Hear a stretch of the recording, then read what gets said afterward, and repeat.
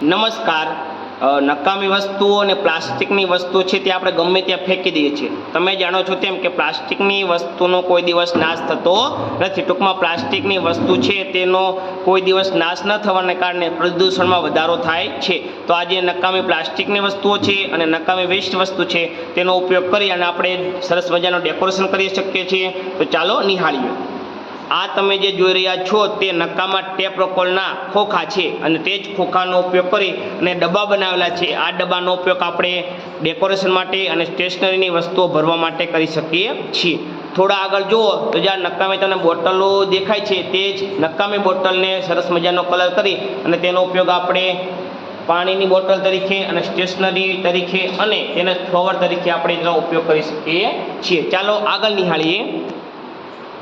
ત્યારબાદ આ તમને જે જોઈ રહ્યા છો તે ટેપ રોકોડના મોટા બોક્સ એટલે ખોખા છે તે વેસ્ટ બની ગયા હતા. તો તે જ વેસ્ટ વસ્તુને સરસ મજાનો કલર કરી અને તેને બેસ્ટ બનાવી અને ડેકોરેશનમાં તેનો ઉપયોગ કરેલો છે.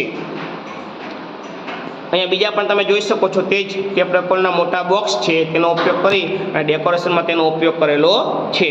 નક્કામાં બીજા ડબ્બાનો ઉપયોગ કરી અને તેનો પણ આપણે ઘર વપરાશના ડેકોરેશનમાં અને વસ્તુઓ ભરવા માટે ઉપયોગ કરી શકીએ છીએ. નકામી બોટલો, પ્લાસ્ટિકની નકામી બોટલો જે આપણે ફેંકી દઈએ છીએ તેનો ઉપયોગ કરી અને આપણે સરસ મજાનું રૂમ શણગાર કરી શકીએ છીએ.